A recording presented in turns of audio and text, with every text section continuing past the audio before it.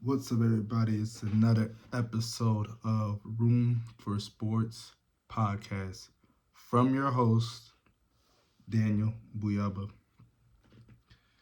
NBA playoffs has begun about a week. We are into game one and game two already. Game three is starting today. We have the Philadelphia Sixers coming back home, playing versus the New York Knicks being down 2-0 in this series. That's the first game on TNT.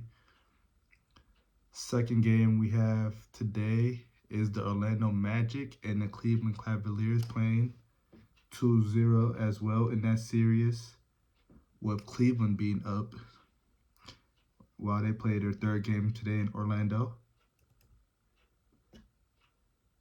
And we have game three of the Denver Nuggets and the LA Lakers. 2-0 Denver Nuggets as well. Going back to LA. Uh, let's talk about the LA Lakers and the Denver Nuggets game. LA were up mostly the whole game versus the Denver Nuggets. Up 20 points. Anthony Davis was dominating. The first half, he was dominating. He was getting everything he wanted on Joker. And Mike Malone. No, let's talk about D'Lo, actually. D'Lo stepped up to the play as well. He started off the game hot. Started off 3 for 3. I believe he ended the game with 6 threes. The questions was about how D'Lo will perform. Because last year in the playoffs, we know versus the Denver Nuggets, he didn't perform as that he wanted. LeBron James, the first half he was kind of slow, but you know how LeBron is. He's always looking to feed the hot hand. So Anthony Davis was the hot hand. He was giving it to Anthony Davis, up 20 points. Jamal Murray had a all first half. He wasn't really involved with the scoring as much. He was shooting bad percentage. He was below 30% shooting in the first half. Joker was playing the cores, letting the game come to him, dissecting the game, figuring out how the adjustments he will make. Second half begun, the Lakers pushed the lead up to 20. They was up 68-48, I believe, in the third quarter. And then, Denver Nuggets, they make their runs. Denver Nuggets had a 12-0 run. Still, Jamal Murray was limited. Jamal Murray had 6 points going into the fourth quarter.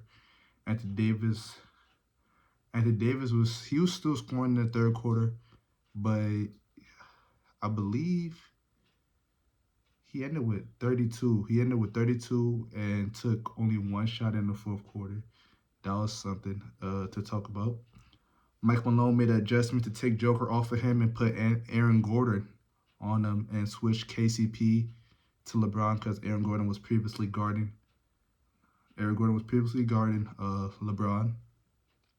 So the adjustments happened. Anthony Davis wasn't getting everything he wanted, like how he was with the Joker. Aaron Gordon put his fist, the way he was guarding him. He was getting physical with Anthony Davis, so it was hard for Anthony Davis to adjust. He was getting the ball. Anthony Davis was frustrated. As you could tell, he said some things in the press conference. How he said the coaches, it's sometimes the coaches don't even know what they're running. When it's time to adjust, they don't know what to do. I feel like that was a shot at Darvin Ham. Well, it definitely was because he said coaches. He was showing his frustration. I saw Darvin Ham responded to that. But the fourth quarter came along. Jamal Murray came alive. 14 points in the fourth quarter, ended with 20 points. LeBron James starting to take over. LeBron James, he's a closer. Fourth quarter closer. He made 2 clutch threes. LeBron hit 2 clutch threes in the fourth quarter. They were up by 8 at a point when LeBron hit the second clutch three. They were up by 8 at a point. But Nikola Jokic was too much in the fourth quarter. He was getting the open man. He was finding open players. KCP, KCP was playing as well on LeBron, trying to shut LeBron down. But LeBron was just too much in the fourth quarter. Michael Porter hit big shots in the fourth quarter. Like like we said with Anthony Davis only took one shot in the fourth quarter. That shouldn't happen. Honestly, I don't get how you've been dominant all game. You're the number one player. Honestly, LeBron always wants you to be the number one player. But then in the fourth quarter, you crumble. It's like, you got to keep going. You got to keep putting your foot on the gas. Took one shot, didn't score. Jamal Murray was tied 95, I believe. When LeBron hit what was it? Because Michael Porter hit a three to tie it 95-95. And then D'Lo hit the layup to make it go up by 2. D'Lo had a great game, like I said earlier. D'Lo made a layup to go up by 2. And then Jamal Murray hit 2 mid-range shots to tie it up. No, that's what happened. LeBron fouled Jamal Murray. It was on the ground foul, but there was in the bonus. Jamal Murray hit 2 free throws to tie it up, 97-97.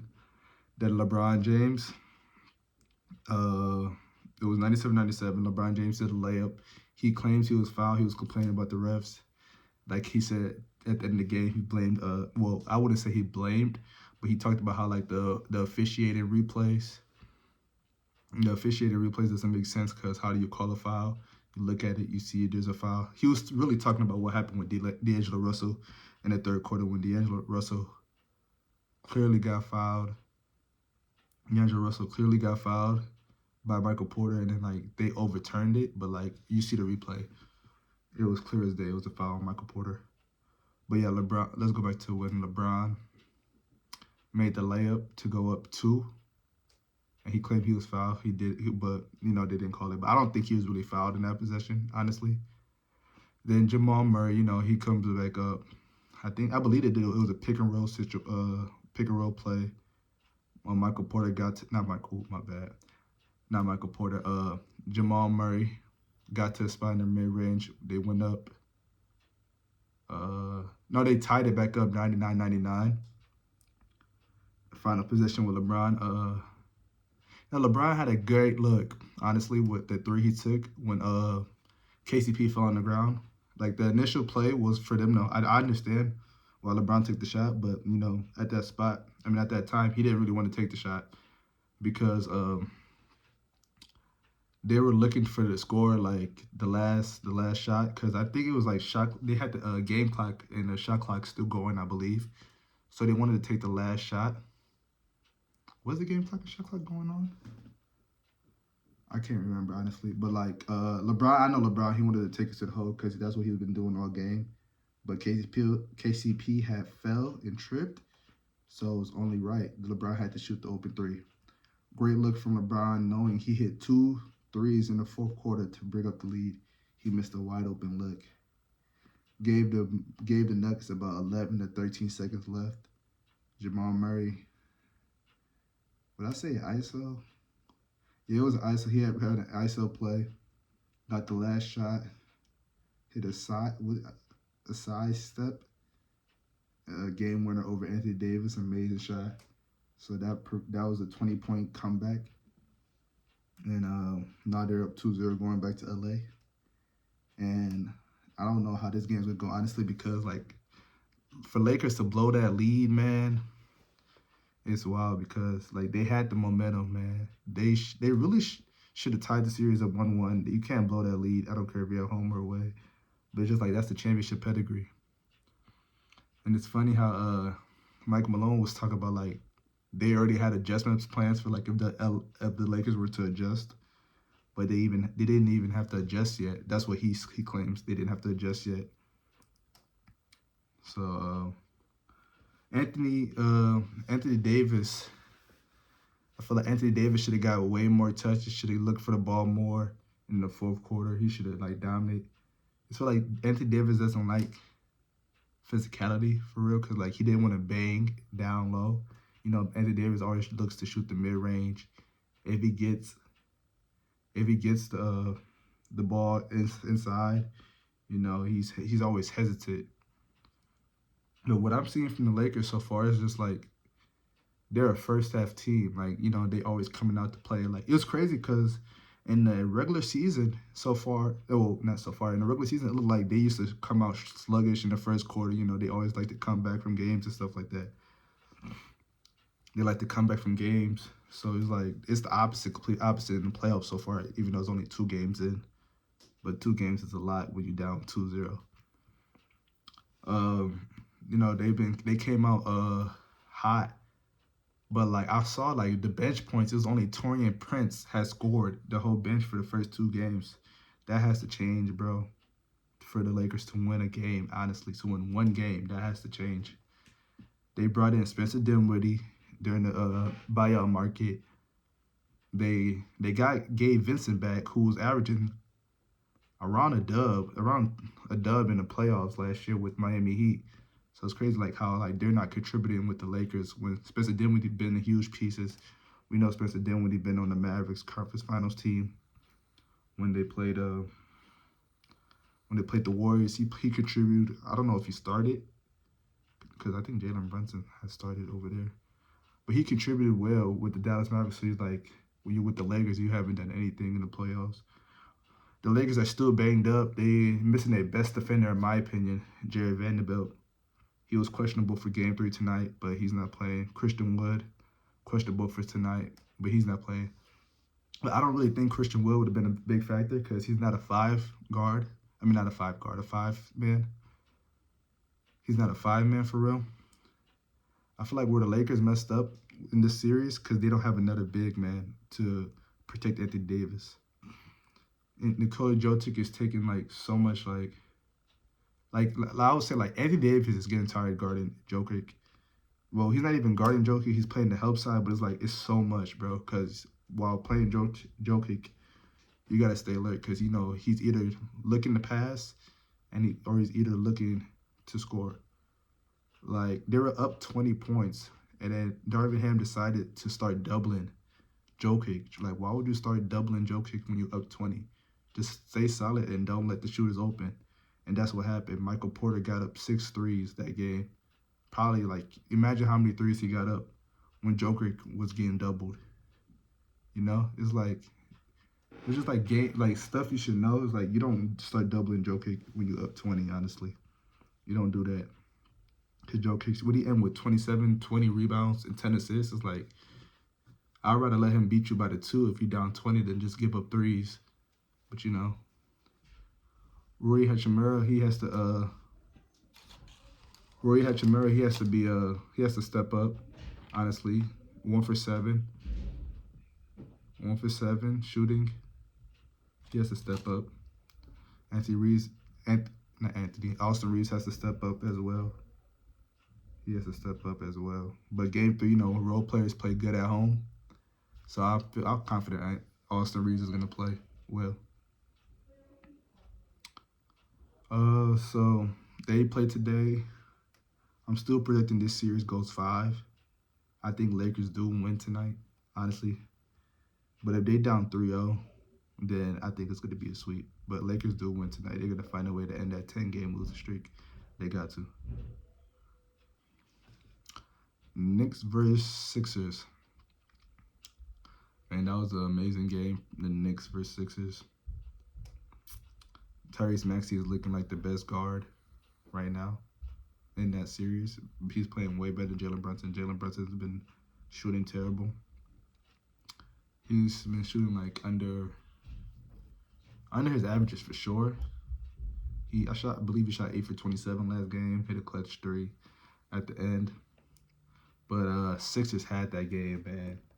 I was going for the Sixers to win that.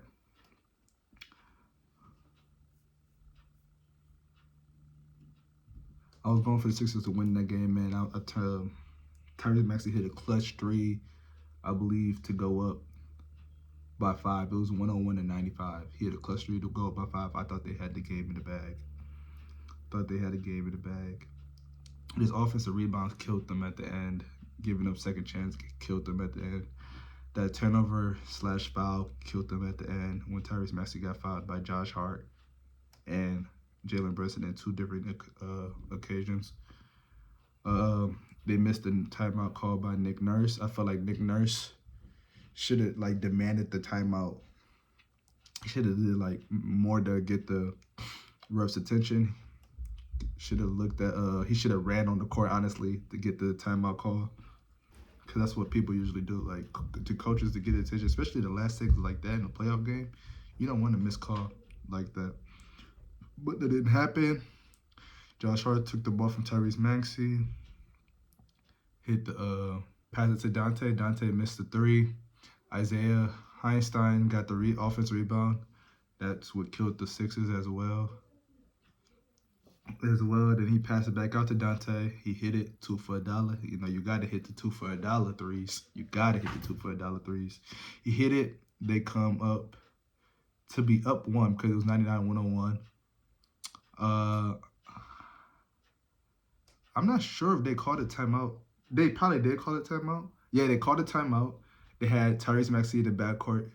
They threw to Tyrese Maxey. You know how, quick guards, they like it to be thrown in the backcourt. So he had it thrown in the backcourt. OG was guarding him. You know, he hit him with a quick move, because Tyrese is quick. Then Isaiah Heinstein blocked him. And they got fouled. But it's like they made key mistakes at the end Sixers after being up by 5 with Kyle Lowry. Kyle Lowry being a veteran, 18-year veteran, he should have knew better in that situation. Himself could have called the timeout because the Sixers are all pressed up. Nobody's like alert. It's like, everything was happening too fast, I feel like. But as a vet, he should knew that to call the timeout. You feel me? Like, call a timeout. Or don't pick up the ball until you see the teams adjusted. Because, after the ball hit the basket with Jalen Brunson's 3, he was quick to try to take it out, not knowing what the Knicks defense was. And so I feel like Kyle Lowry made a key mistakes. I believe Kyle Lowry missed free throws around that time too, but I don't know if that really, I don't know if it probably could affect them because it's the playoffs, anything can happen. So that affected them. And they end up hitting 2 more free throws down the stretch to be 101-104. Sixers had one last chance. Tyrese Maxey, I feel like Tyrese Maxey should have kept the ball because he had a defender. I wouldn't say like separated off the side, like after the side step, but I feel like he could have still took the shots, but he passed it to Embiid, and Embiid had to throw up a heave, and it was no good.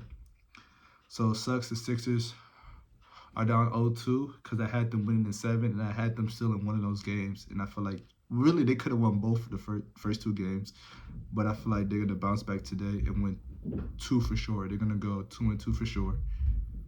Win both at the home, go 2-2, and I feel like the series is still going 7 if they win today. Still going 7. So Sixers in 7 still my prediction, and Nuggets in 5 with the Lakers win today.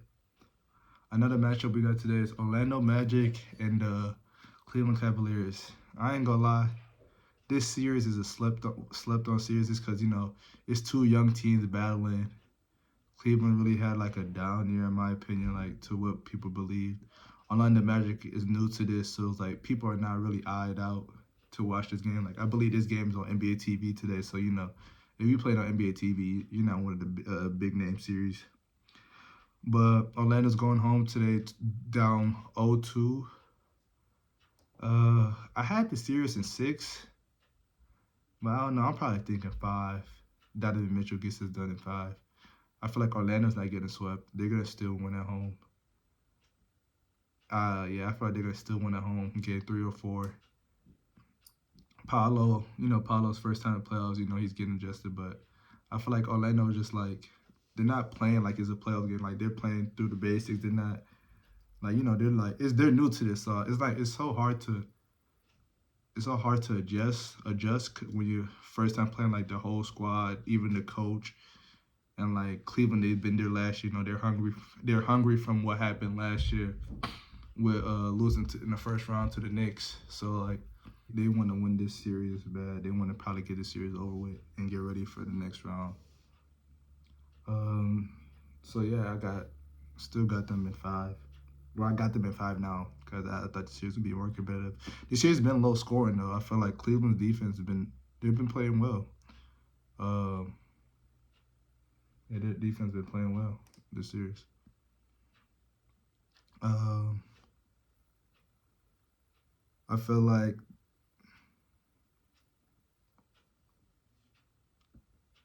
we were talking about the Heat game last night. Heat versus Celtics.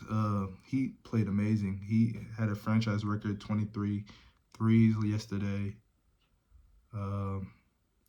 They did it again without Jimmy Butler. Well, not again, but like their first win without Jimmy Butler in the postseason.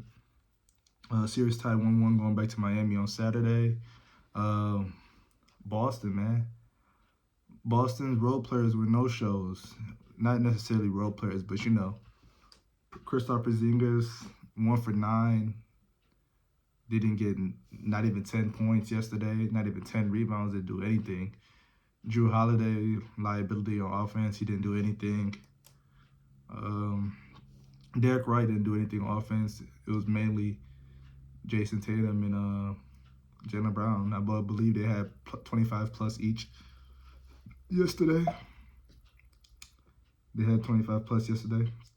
Miami Heat shot 23 threes yesterday and 43 attempts, shooting 53%. That's a franchise record, like I said earlier. And it's something like about the Boston Celtics and Miami Heat. I feel like the Boston Celtics don't fear, like the Heat aren't scared of the Boston Celtics, in my opinion. It doesn't matter who the Heat put out.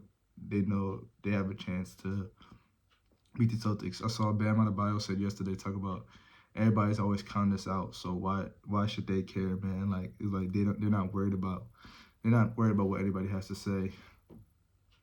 Tyler Hero had an amazing game yesterday. Made 6 threes, 24 points, 14 assists, and 5 rebounds. Like, come on, man. He stepped up. You know, he missed a lot of the playoffs last year. So you know, this playoffs was big.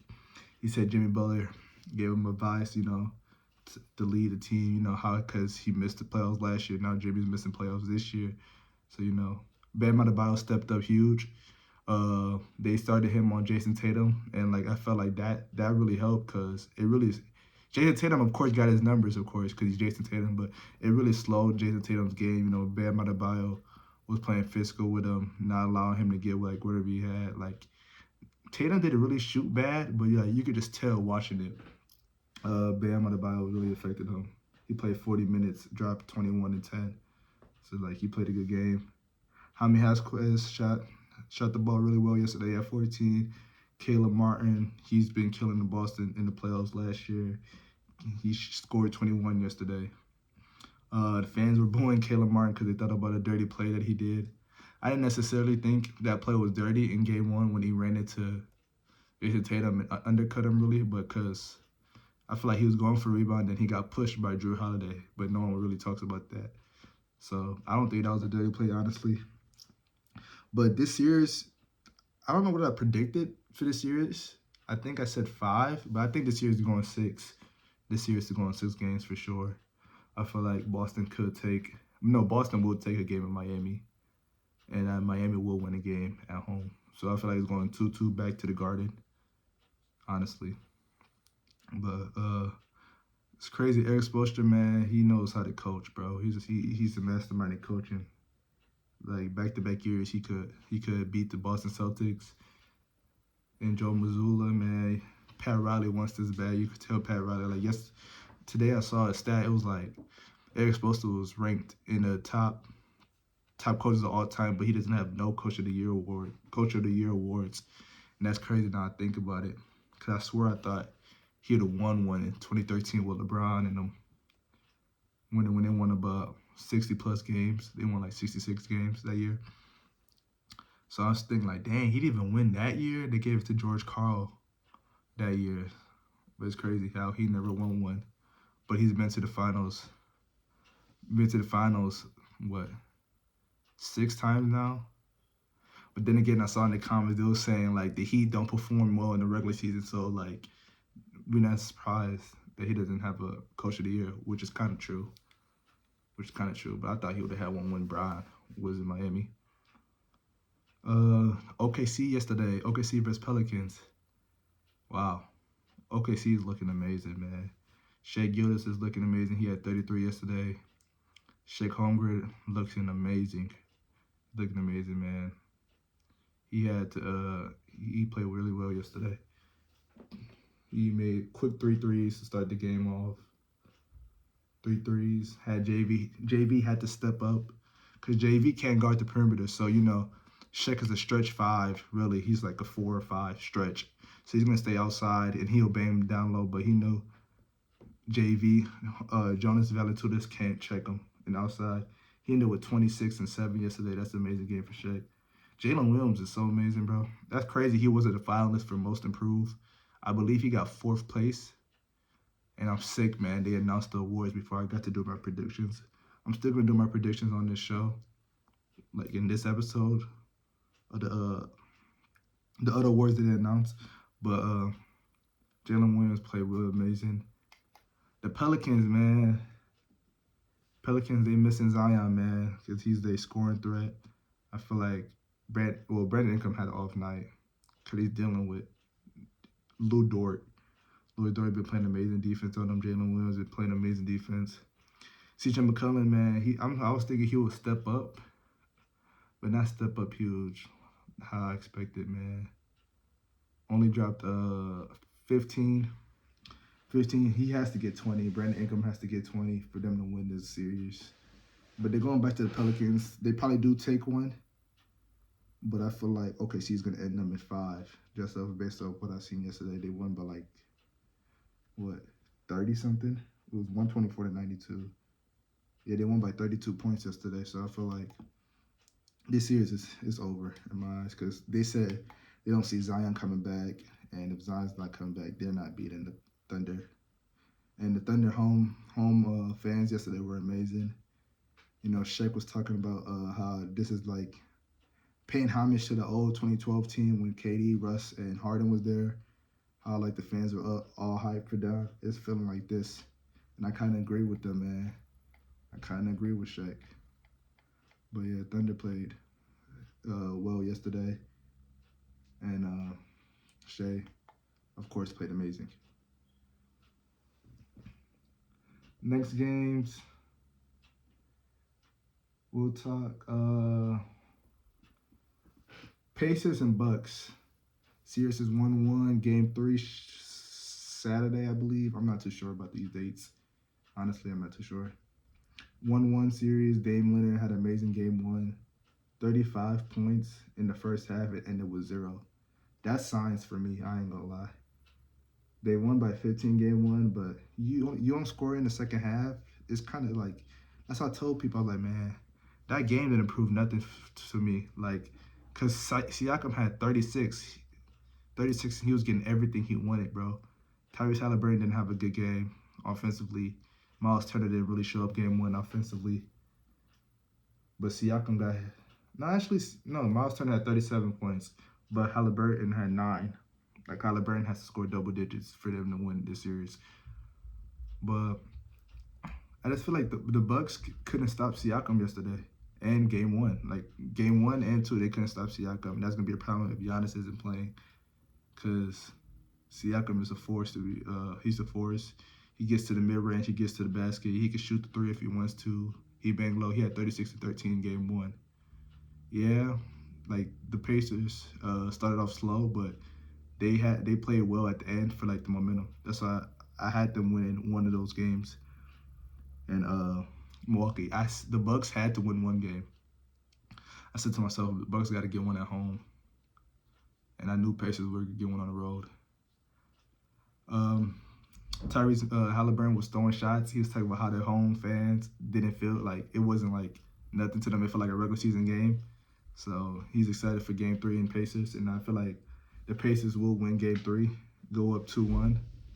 And I still think the Pacers win the 6 if Giannis doesn't come back.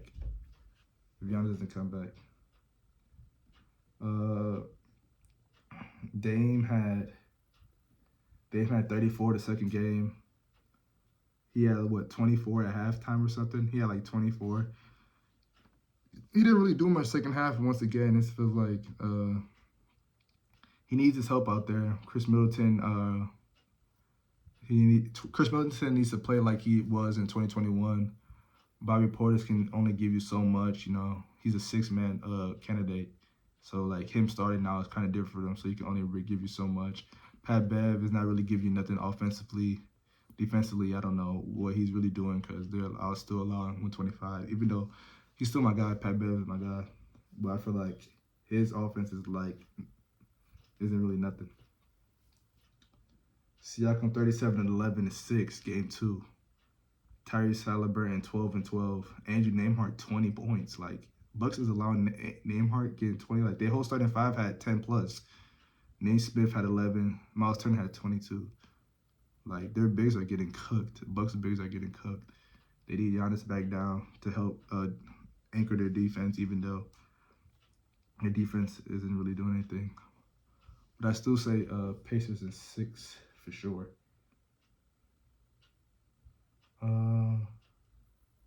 Mavs and Clippers. Clips stole the game 1 without Kawhi. James Harden looked amazing. James Harden played a great ball of basketball. He had 28 points, 8 assists. Zubac played nice. He couldn't be stopped in the paint. 20 and 15. Paul George had a rough night. A little 22, but rough. Russ played amazing. In my eyes, he was an energy bug out the bench. 13 points, did his thing. Game 1, I felt like the Mavs second quarter, my bad, was terrible. They only scored 8 points. They were down 26 at half. I feel like Luka and Kyrie didn't give the other players involved as much as they did in this game 2. They both had 30 plus, but it was like points they were getting late. You know how you get what's it called? Last second points, garbage points. That's what it is, garbage points. They both had 30, but Clippers dominated game 1, which I was surprised because I had Mavs winning game 1, and so Mavs had to win game 2. It was a must-win game, game 2, and they ended up winning 96-93. That was a defensive game.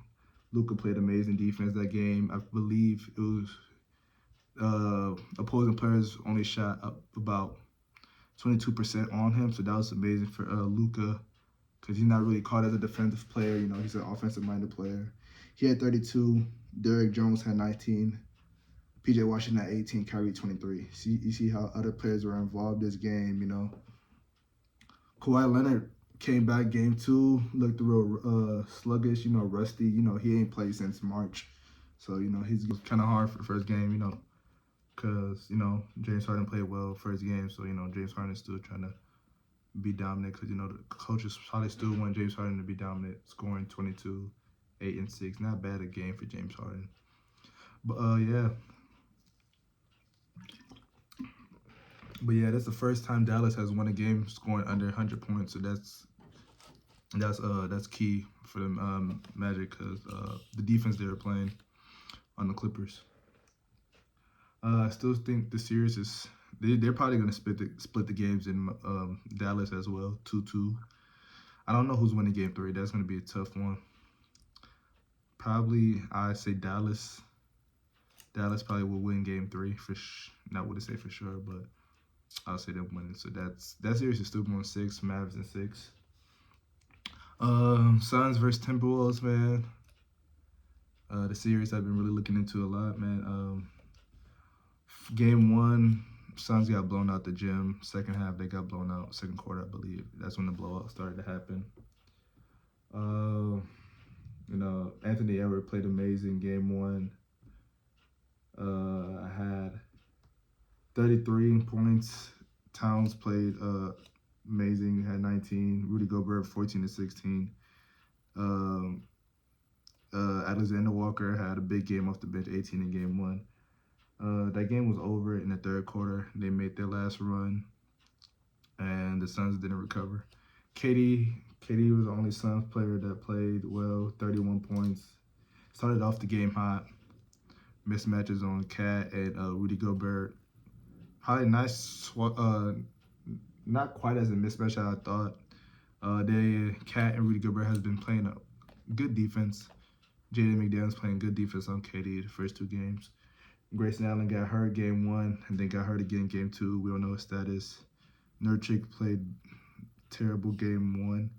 Game 2, I feel like he tried to do a lot. Tried to play like out of his position. D-Book played terrible both game 1 and 2. Really game 1 was a bad game. Bradley Beal didn't play up to par. Eric Gordon didn't play up to par game 1. Royce O'Neal 14. I feel like the Suns' problem is they don't really have a point guard. That's what's killing them, bro. I feel like if they would have got a point guard and just had Bradley Beal and Devin Booker run the wing spots, bro, they would have been so nice, bro. They would have beat. Well, the series isn't over yet, but they would have been a way higher seed than what they are. Devin Booker and Bradley Beal aren't point guards. They're not the type of players just to bring the ball up every time. Like, when I was seeing Bradley Beal bring the ball up, he would do the same thing. He would try to blow past the defender, and then it would be Rudy Gobert at the paint. So he would just go back out. Like, the Suns, they don't run no plays. They don't have no sets. They're just straight isolation. I feel like KD doesn't even get the ball as much as he's supposed to. KD stands on the corner a lot, like as a decoy. But it's like, KD's your best player, your best scorer. Give him the ball. So we got killed game 1. Game 2, same thing. The game with Anthony Edwards, Cat was in foul trouble. Anthony Edwards only 15 points. Suns were supposed to steal that game. Suns had a terrible third quarter. That's when their run started. Jaden McDaniels 25 points. Like, wow, his career high. Role players play better at home, honestly. Mike Conley, a vet, 18 points, but that's the game Suns needed to win for sure.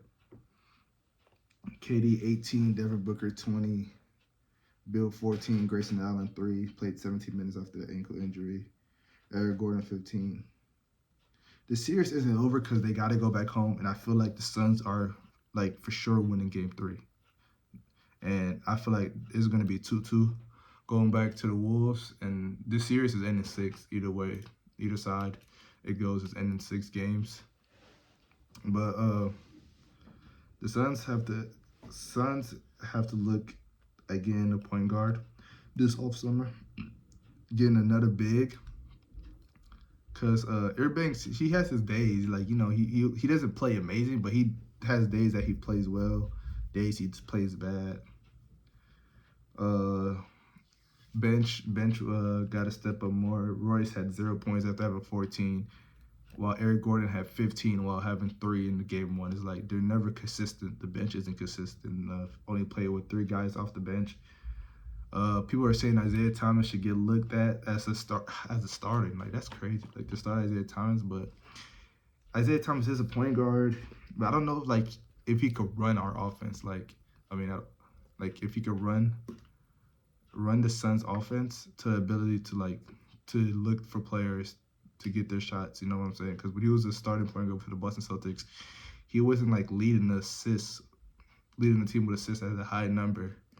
It was just like he was getting his and mainly his, and like they would get theirs off of like extra passes and stuff like that. If you get what I'm saying.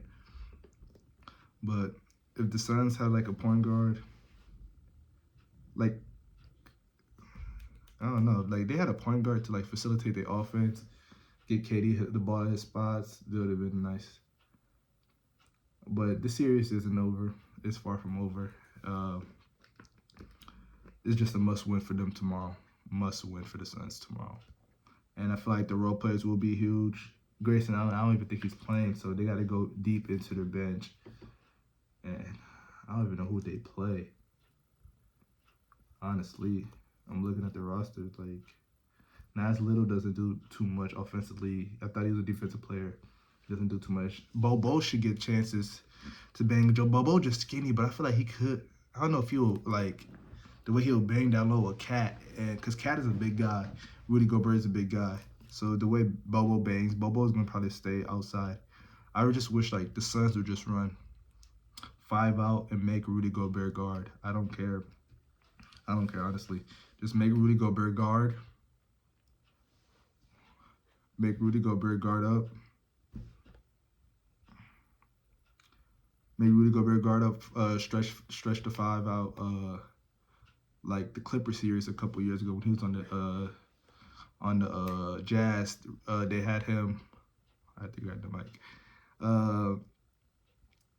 They had him guarding Terrence Mann, and Terrence Mann was lighting him up because he didn't want to guard the outside, and they were trying to basically say like Terrence Mann can't shoot, so like force Terrence Mann to take it to the basket, but Terrence Mann was just shooting it, and he was just lighting him up. So I feel like they should really run to whoever offense or Rudy Gobert. Like Rudy Gobert is not gonna play amazing this whole series. I kid you not. I just can't see it. Rudy Gobert playing amazing this whole series. So I feel like the Suns need to take advantage of it because the Suns defense was pretty good on Ant Edwards the other day. Like Ant Edwards only had 15, Cat 12 points. Just Jaden McDaniels beat them. Like at a home game, they're not winning that game. Timberwolves aren't winning that game. So we play defense like that again. Because Ant only averaged 14 in the regular season versus Suns in 3 games. So I feel like if we play how our defense was last game, we should be good. But Frank Vogel, he just got to get the offense together, bro, because he's really a defensive-minded coach, in my opinion. But yep, those are the recaps on all those games. I'm going to transition into the NBA awards. NBA awards, they already announced 2 awards that I'm sick about because I wanted to get my predictions out before they did. And they announced the most improved on, what's today's Thursday. They announced most improved on Tuesday. I believe they announced it on Tuesday, most improved on Tuesday. They gave the most improved award to Tyrese Maxey. Second place was Kobe White, and third place was Alfred Sengun. My predictions, I would have had Tyrese Maxey winning it. He had an amazing season, stepped up from James Harden leaving to being the number 2 guy, like a key number 2 guy, because when Embiid was out, he was a clear number 1 guy. He was clear getting the points, the assists up, and everything. He made an All-Star team for the first time. He averaged, I believe, 25.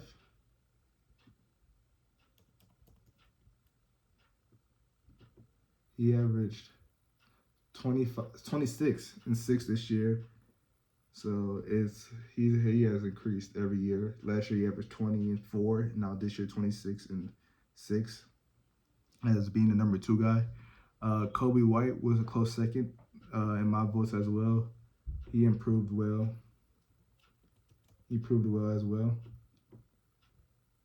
Averaged 19 points this year and 5, while last year averaged 10 and 3. So he improved, but the Bulls just got to get better. I feel like he's gonna be a Bulls the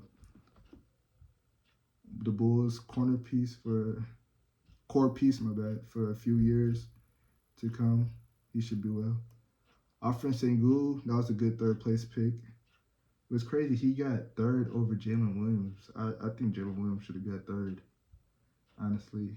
And it's crazy since Alfred Sengun got hurt, the Rockets had gotten better. No one really talked about that. The Rockets had gotten better. So, yeah.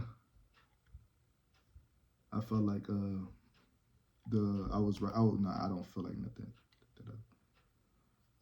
So Tyrese winning most improved was my bet as well. I thought he should have won, and I'm happy he won. He was well deserved. John Calipari's guy, John Calipari brings in guards. He recruits guards heavy to get to the league, and he had done an amazing job at Kentucky by getting those guards in the league. So that's one of Coach Kyle's guys. So shout out to Tyrese Maxey. Yep. Another award they gave out yesterday. It was yesterday, 6th Man of the Year. Top 3 candidates was Malik Monk, Naz Reid, and Bobby Portis. That was a close race. And I had Malik Monk winning. Malik Monk's stats has improved from last year because I think Malik Monk was in the finalists as well. Malik Monk was in the finalists. Malik Monk, he believed he got snubbed. Malik Monk led the league in bench points back-to-back seasons, and he didn't get 6th Man of the Year in any of those seasons. He averaged 15 and 5. He averaged 15 and 5 points. He led the assists. He led the team he led the league in bench points and bench assists and number 1 clutch points in the bench. He was the first player since Lou Will to have 1,000 points and 3,050 assists off the bench. The votes were close out. The votes were close. Malik Monk only needed 3 more first place votes to beat Naz Reid. Ended up being 352 to 342. Naz Reid has ended up winning. But I feel like Naz Reid also won because they were third seed. They were a third seed. So him getting it was huge for them. Third seed. Bobby Portis ended up getting third place. Well, that's what I probably thought he would get. But Malik Monk thought he got robbed in the picks, and I agree with him. Cause I had voted Malik Monk as well to get it. To the awards.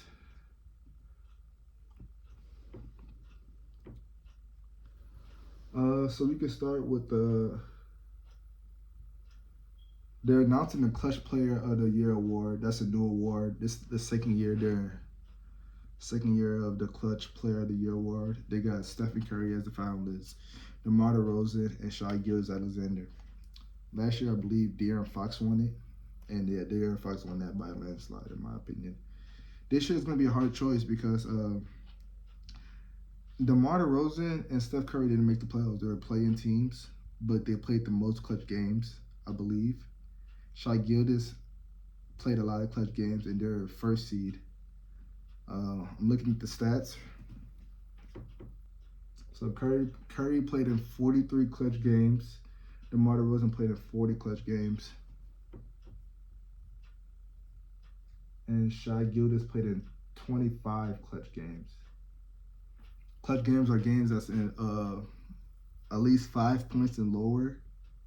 They looked at who has the most points in the clutch moments and their percentages in the clutch moments. What else to look at? The wins, I believe. So Curry had 23 wins out of 43 games. DeMar DeRozan had 24 wins out of 40. And Shai Gilgeous had 23 wins out of 34 clutch games. Shai Gilgeous had the highest percentage of scoring. Curry had the most shots, though, the most points, I believe. Curry had the most points in the clutch. I'm not finding a good statistic on it. Like, I was trying to find stuff. I was trying to find things about it.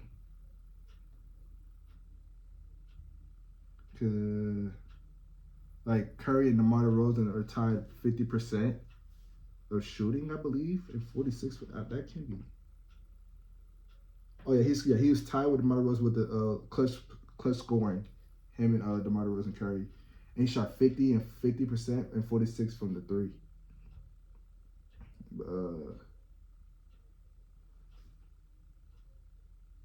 I feel like they got that award. That award is based off. They added the Shai Gilgeous that award just in case he doesn't win the MVP. That's what I honestly think he's in that settings because he's been clutch. Like he already hit a clutch shot in the playoffs. But Curry, I don't know who I got for that one. Because Curry is among top clutch performers. He had a game winner versus the Suns this year, and the Thunder. DeMar DeRozan hit one versus the Pacers, I believe, this year. Shai Gilgeous hit one versus the Pelicans in the playoffs already. The one in Madison Square Garden. And he had a defensive stop, I believe. That was one of his memorable moments. Well, I don't know. That's like a hard one. I'm stuck between Curry and Shai Gilgeous for that award.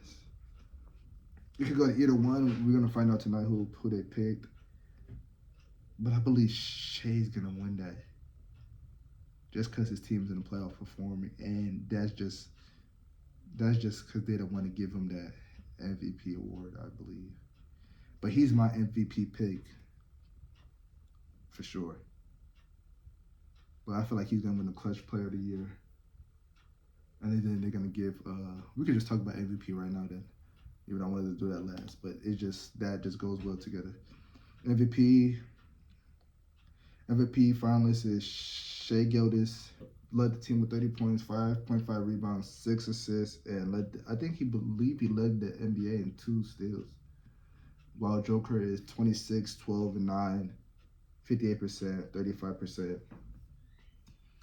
And Luka averaged league's best 30.9, 34, basically 9 rebounds, 10 assists, basically, and got them to a 5th seed. This award is tough because Joker has been playing amazing and they've been on top seeding all year, but they didn't finish with the #1 seed how Shea Gildas has. Shea Gildas had the most 30-point games. Like I said, he's on the youngest team in the NBA, lead them to a 1st seed. Like, come on, bro. Lead the league with 2 assists as well. Dropped average 30 as well. What else? Luka, I think Luka is getting 3rd. The votes are going to be really close this year, honestly. The votes should be close. But I feel like it's like biased, really, because it's like they don't want to give it to Shea. I don't know why, but I feel like they don't want to give it to Shea.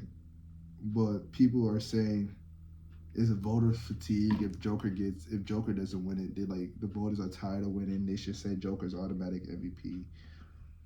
Luka deserves it. He led the league. This is Luka's best team he's been on. This is Luka's best scoring year he's been on. There's a lot of things that could come out with this one.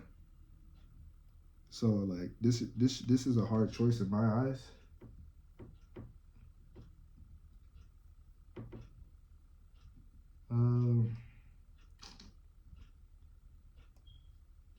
See, like when I'm looking at it, like they say Joker is predicted to get the most.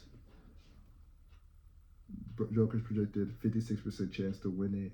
Like, damn, Shea's 9. So like they basically say Joker's winning, but like that's why I said they put Shea in the Clutch Player Award, just because if he doesn't win the Clutch Player,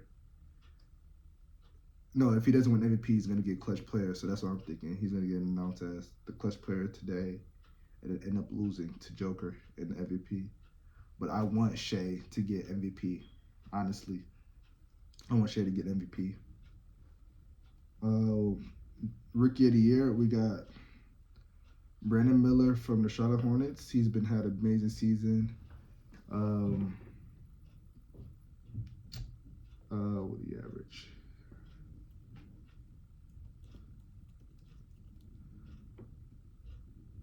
Brandon Miller averaged 17 points, 4 rebounds, and 2 assists on the Charlotte Hornets team. They didn't really play well this year. You know, a young team still. Charlotte has a lot to improve. Honestly, would they win? How many games they win this year? They won 21 games this year. Lost 61. They didn't have a LaMelo Ball a huge part of the season. They did mid-season trade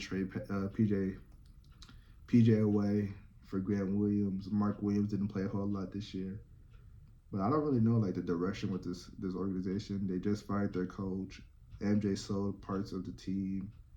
Miles Bridges is a free agent.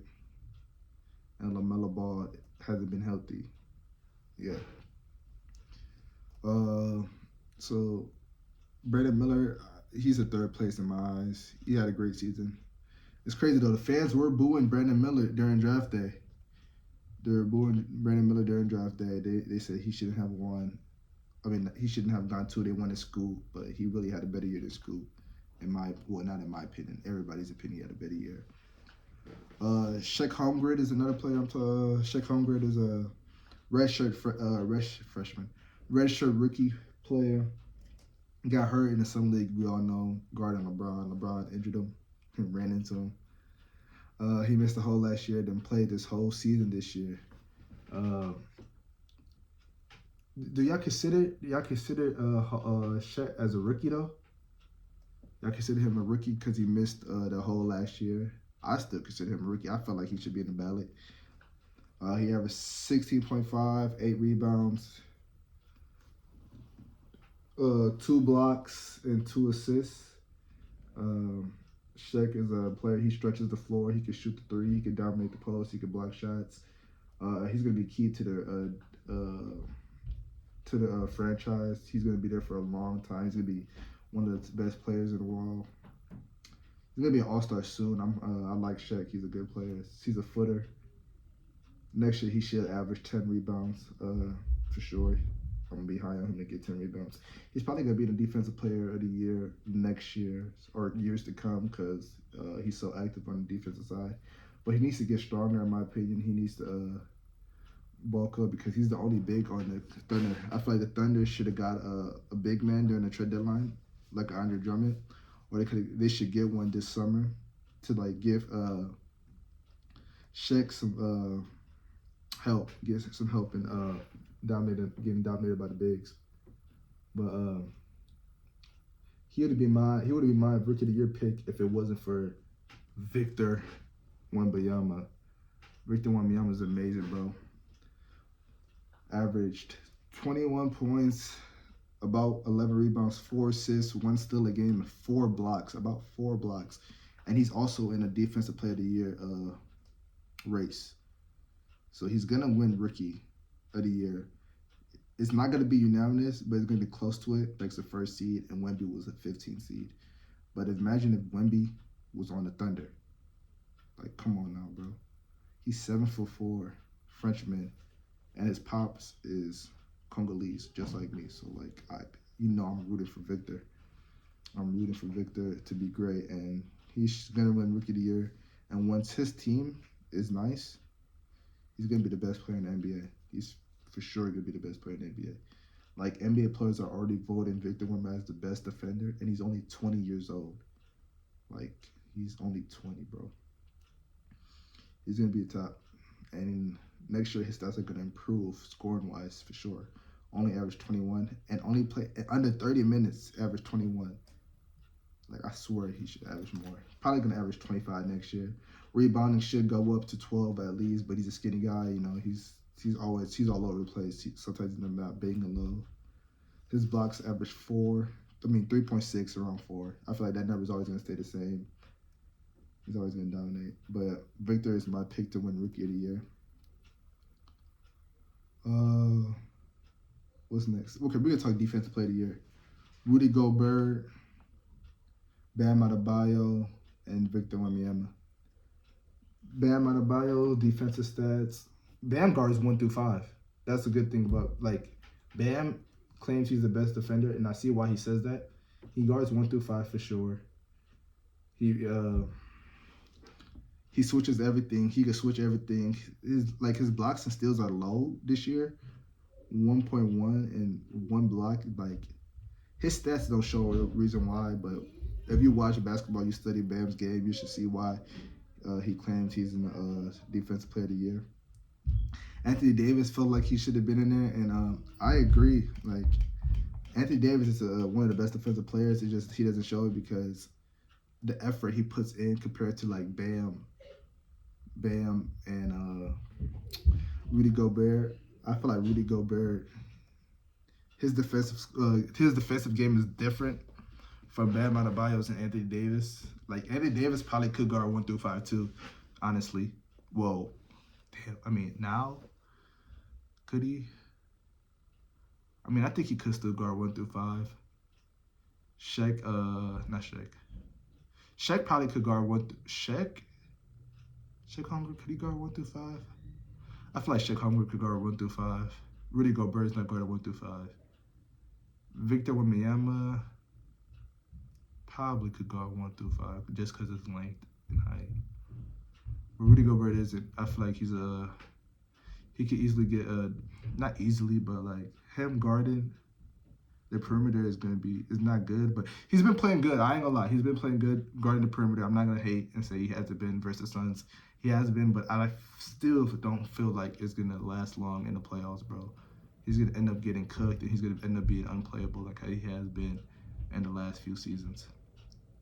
But he's at Bam's averaging 1 block, 1 steal. So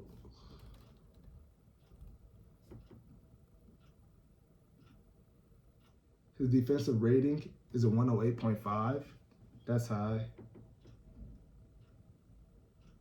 But I really don't even know what that means. I ain't gonna lie to you. Like, I don't get how like they calculate defensive rating and all that. I don't know how they do all that. So I'm not even gonna sit here and read their stats like I understand that. But from eye test, I feel like he's gonna get third place in votes. It's gonna be between the two Frenchmen, the two Olympic teammates this year. Hopefully, hopefully they play on the same team this year. Hopefully, Rudy Gobert and Victor aren't injured. Don't get injured. No, nothing. They both play in the Olympics because I can't wait to see the Olympics with them. Rudy Gobert stats.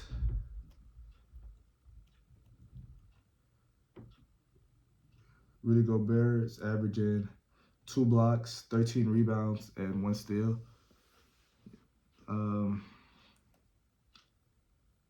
Yeah.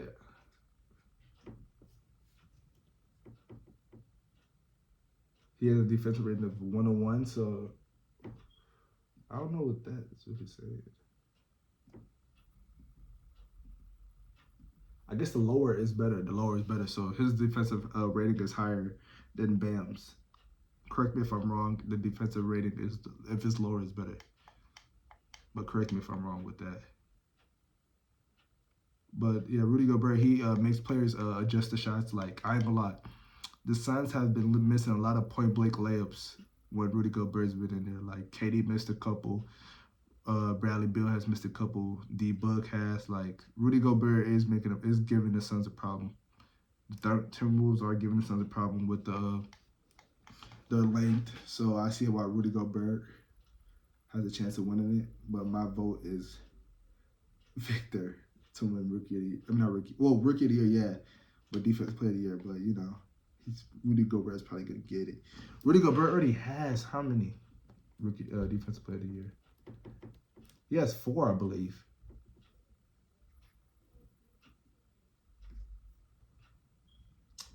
No, he has 3. He's going for number 4, and that would tie Ben Wallace. Ben Wallace and Dikembe Mutombo, another Congolese player. 4, yeah, it will be 4 for Rudy Gobert. That's amazing. Like it or not, Rudy Gobert is going to be a Hall of Famer. Like, that's crazy. Rudy Gobert is going to be a Hall of Famer. But yeah, that is crazy today. It's crazy. Victor Wembanyama said like Rudy Gobert is gonna probably win this one, but that's the last one he's gonna win. That's what Victor said, and I believe that. I feel like Victor's gonna take over and start winning all these defensive player awards. He's gonna get a defensive player award before he gets an MVP, in my opinion. It's gonna be a while for Wemby to get an MVP. Because his team has to be winning for him to get MVP. And I think his team has to be winning for him to get Defensive Player of the Year. So he's really not going to win this year. But I'm not picking against Wemby. I would never bet against Wemby. I ain't going to lie. I ain't going to never bet against Wemby. Wembanyama.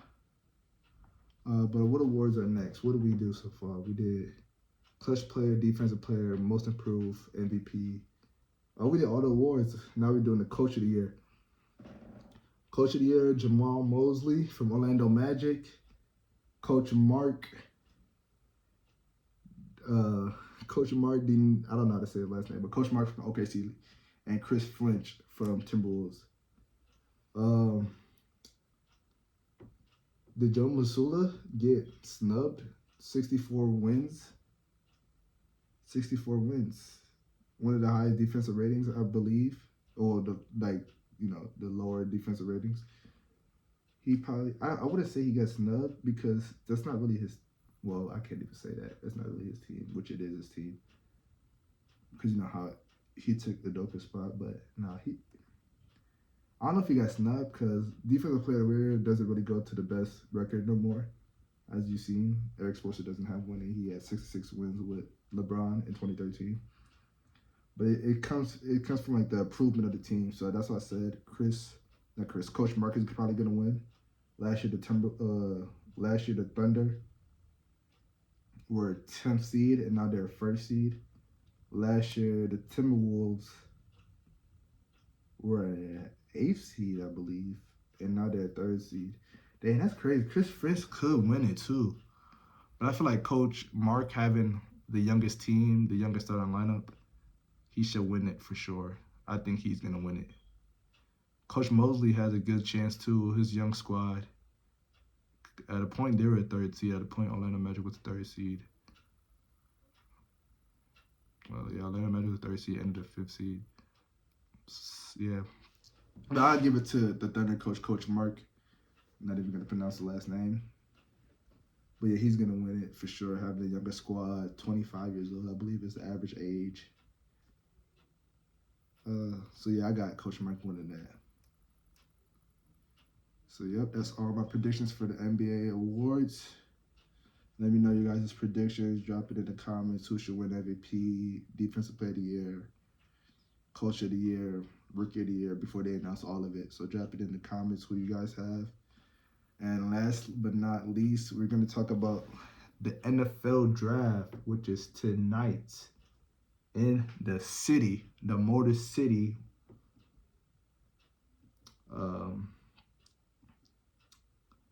I've been looking at draft. I've been looking at mock drafts for the teams. I love looking at mock drafts. Honestly, I know LeBron talk about what's up with these mock drafts, but I feel like mock drafts are amazing. And I'm taking a look at it right now.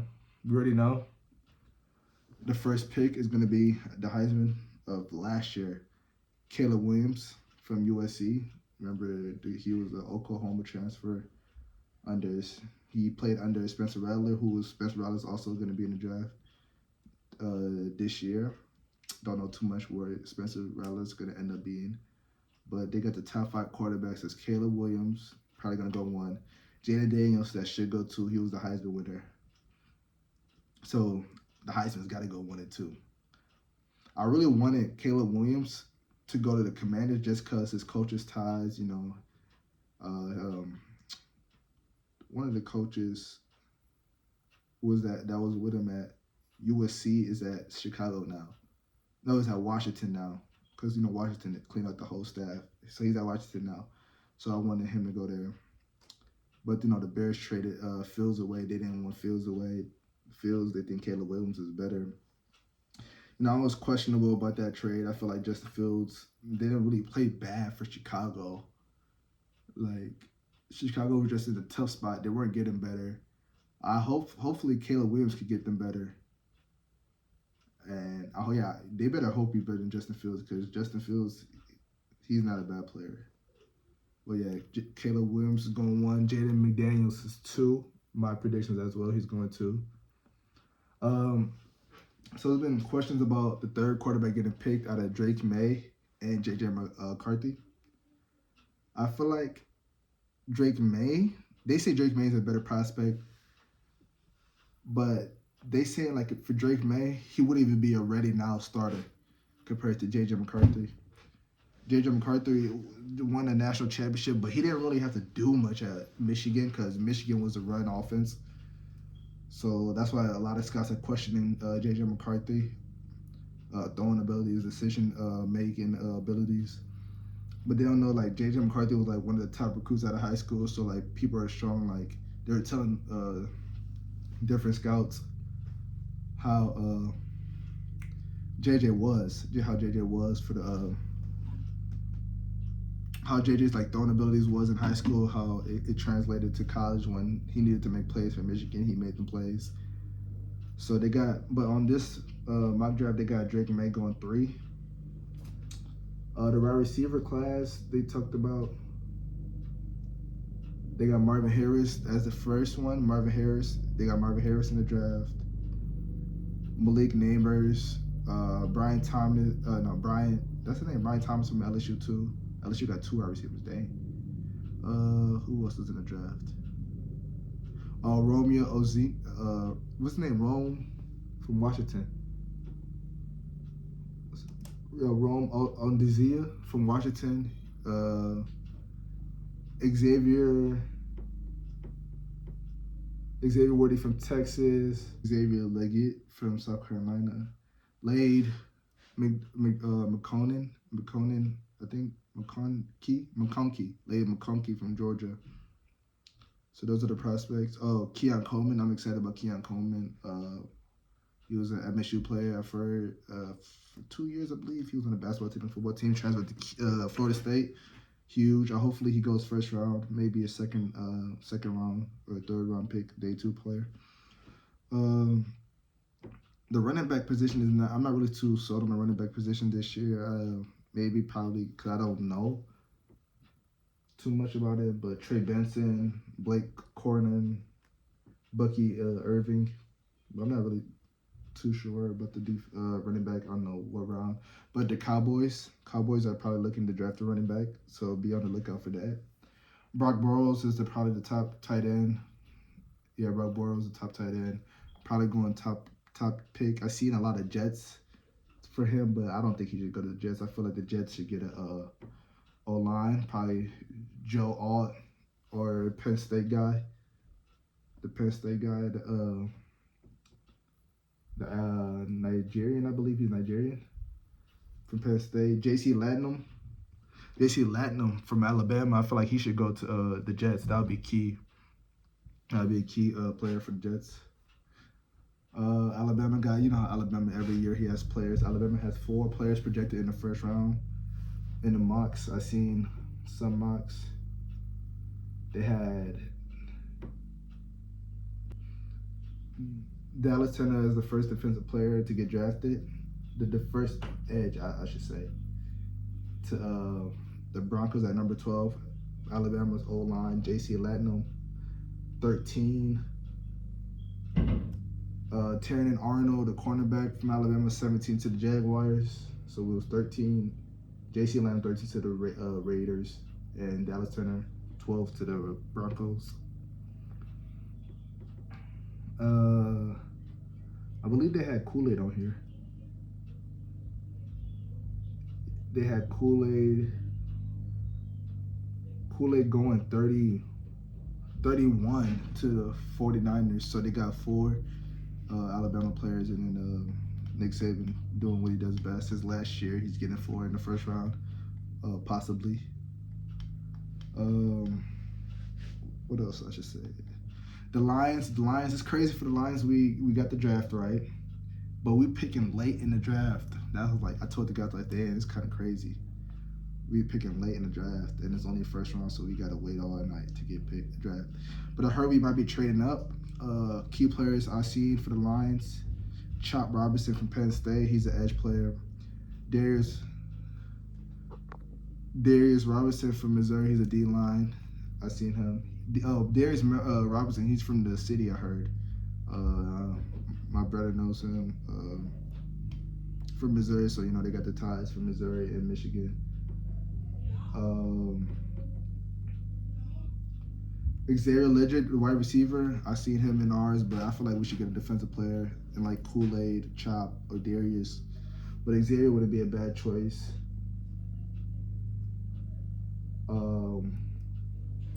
What else? But yeah, those are the players I see for the Lions that should be picked. I feel like we're gonna get Chop or Darius for sure. Michael Penix is the question about Michael Penix. Is his injury past? What is he gonna go first round or day 2 pick? Day 2. I feel like Michael Penix should be a first round player. He should be drafted. Bo Nix, I feel like he's not going first round. I feel like Bo Nix will go second round or third round in day 2. Well, yeah, I see Michael Penix in mock drafts as a 27 pick for the Raiders. Not bad. So yeah, I like that. Who else? The Bills. Oh yeah, the Bills. So the Bills traded away Stephon Diggs this past month. I believe it was in April. Yeah, beginning of April. So now they're for sure gonna draft a wide receiver first round because this wide receiver class is talented. On here they got Adondes Mitchell from Texas. So I feel like they should get him, or they should get Keon Coleman. If Keon Coleman gets first round, if Keon Coleman, that would be. I would love that pick, Keon Coleman from Florida State. Yeah, man. Those are my predictions of the most talented players that I've been looking at this draft class. All those players I named, I've been looking at. Oh, did I talk about Marvin? Yeah, Marvin Harris is. They've been talking about Marvin Harris or Malik Neighbors as the first wide receiver drafted, but it said Marvin Harris only talked to 2 teams, and it was the Bears with the first pick and the Cardinals with the 4th. So I feel like he's going to the Cardinals, and I hope Marvin is who they say Marvin is, man. Hopefully, we get trades in this, because we've been leaking a lot of trades about Vikings, the Chargers. What should they both do with the picks? Will J.J. McCarthy go back with Jim Harbaugh? I don't know why we do that. They got Justin Herbert. I just feel like the Chargers this year, they're gonna be pretty mid. But the Vikings do need a quarterback, and I feel like JJ probably will go to the Vikings if he's on the board. The Vikings will draft JJ either if it's at 5 or 11, whatever pick they have. The Giants, they shouldn't draft a quarterback around 1. They should draft a wide receiver, because you're drafting a quarterback to throw the ball to who? Because their wide receiver class is terrible. So Malik Neighbors would be good with them. Falcons probably going to get a defender. I see they'll probably get a defender. I wonder where Brock Bowles is going, because I hope he doesn't go to the Jets, even though the Jets do need another offensive piece, but they need an O-line, bro. You saw what happened. You saw what happened with Aaron Rodgers the first game of the season. Like the 3rd play, I believe, he got hurt. Didn't even throw a pass, I believe. But I'm excited for the draft, man, to watch the draft in about 3 hours. The draft should start. So, yeah, man, that's my NFL predictions. We got another Ipsy native in the draft as well, Kamal Haddon. He's probably gonna get drafted. Hopefully, day 3 on Saturday, he should be getting drafted. Can't wait to hear his name get called. Can't wait to hear what team he's going to. You know, he's a good player. He played at Tennessee for 3 years or 2 years, I believe. His season got cut short this year with a shoulder injury. But yeah, he was at the draft combine. He had good enough stats. I feel like if he didn't get injured this year, his stock would have been way higher than what it is now. I saw his PFF is way better than it was last year in the limited games that he played this year. So that's a key thing to look at. It went up like 20. So that's a lot just for the little things he did this year. So imagine if he played a full season. But yeah, I can't wait for his name to get called. Yeah, I can't wait for his name to get called. Who else in the draft? KJ Osborne, he got a new contract with the Patriots. He was on the Vikings for 3 or 4 years, I believe. He's on the Patriots, so I hope the Patriots do good in this draft, and I hope Drake May, if he's the guy, I hope he looks at. I hope they do good out there, because I'm gonna be definitely rooting for the Patriots now that KJ's out there. So shout out to KJ as well. Shout out to I believe the account is Badiva. Is this one guessing game or trivia? It's trivia for real. I did a trivia with Bavita. I hope I'm saying this shit right. I hope I'm saying the name right. Bavita did a Katie trivia. Got them all. I saw the comments. If I can add the video in here, I'm gonna add it. I really wish I could pull it up right now on my laptop or something, but I don't know. Hopefully I can add this clip when I'm editing this video. I'm gonna try to add it on. But yeah, that was impressive. It was to name KD's leading all-time scorers on his team that he played with. People were saying it's easy because KD played with everybody, but no, don't try to do my boy KD like that. But yeah, I guessed it was 1 through 8, I believe. I guessed it. All right, so if y'all haven't seen that video, I'm pretty sure people that watch this seen that video. I'm pretty sure. It was all over TikTok, Facebook, Instagram, YouTube Shorts. I've been going viral from it. But Yeah, man, this is the end of the video. Probably a long video. I had a lot of things to say. Let me know what I should improve on. Let me know what should I talk about next. Also, shout out to Real Madrid again. Real Madrid. Well, shout out to Jude Bellingham. Another game winner versus Barcelona in the El Clasico last Sunday, I believe. Hey, man. Jude Bellingham been owning Barcelona.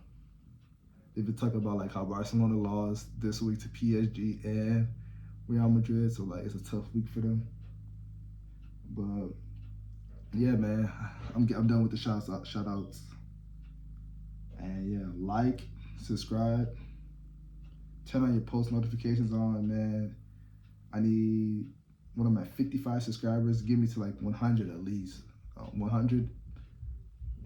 But yeah, I'm not worried about the subscribers. The subscribers are gonna go up as more as I drop, because I drop every Fridays, record Thursdays, drop Fridays. Well, yeah, man.